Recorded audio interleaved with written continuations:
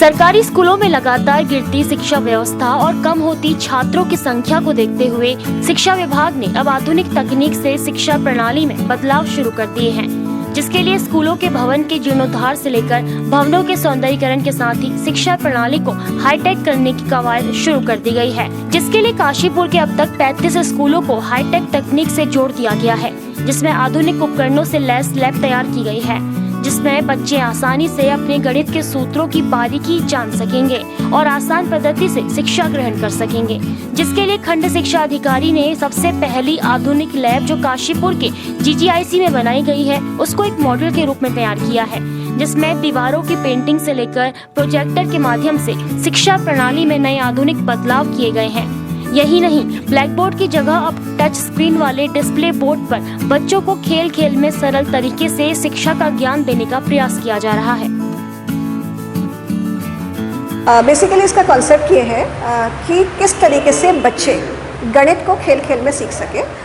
सामान्यतः ये होता है कि हमारे बच्चों को गणित समझने में कई तरह की मुश्किलें आती हैं, क्योंकि जो सीखने का एक तरीका है कि बच्चा उसको देखे, छुए, उसको उसके बारे में जाने और उसके बाद उसके दिमाग में एक छवि बनती है किसी भी विषय की। तो सामान्यतः गणित की संकल्पनाओं में ऐसा नहीं हो पाता। तो ये पहली डिजिटल मैथमेटिक्स लैब है जो नीति आयोग द्वारा प्रदत्त फंड से बनाई गई है। इसका कॉन्सेप्ट यही है कि बच्चा, इसमें से एक डिजिटल बोर्ड लगा हुआ है, तो बच्चा उन्हीं चीज़ों के वीडियोस को देखेगा। यहाँ पर बहुत सारे इक्विपमेंट्स बच्चों के लिए अवेलेबल कराए गए हैं। मैथ किट जो कि बेसिक से लेकर कक्षा 1 से लेकर 12 तक की प्रत्येक कक्षा के लिए है, ताकि बच्चे गणित को सरलता से सीख सकें।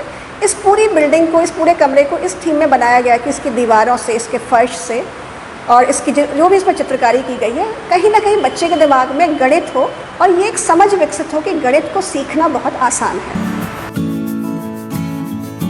खंड शिक्षा अधिकारी ने बताया कि निजी स्कूलों से अब छात्रों की सरकारी स्कूलों की तरफ वापसी भी हो रही है, जिसके चलते बच्चों की संख्या में सरकारी स्कूलों में इजाफा देखने को मिल रहा है। यही नहीं, गणित की कठिन संकल्पना आसानी से सीखेंगे और सरलतम शिक्षा भी छात्रों को मिलेगी। डिजिटल और मैनुअल रूप से गणित की लैब तैयार की जा रही है, जिसमें लक्ष्य अभी 100 स्कूलों को डिजिटल बनाने का है और 6 स्कूलों में कार्य प्रगति पर है।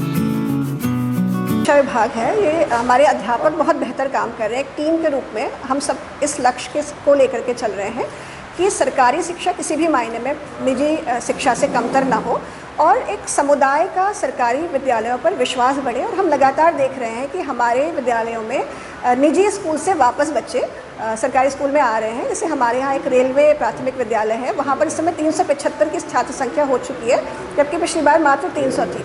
और बहुत सारे बच्चे ऐसे हैं जो सरकारी स्कूल से, चाहे हम इंदिरा गांधी स्कूल की बात करें या रामपुरा स्कूल की बात करें या रेलवे की बात करें, तो निजी स्कूल से वापस बच्चा सरकारी स्कूल में आ रहा है, क्योंकि ऐसा इंफ्रास्ट्रक्चर और ऐसा उनको एम्बियंस मिल रहा है। तो अध्यापकों को, समाज के लोगों को विश्वास बढ़ रहा है कि सरकारी शिक्षा दिन प्रतिदिन बेहतर होगी।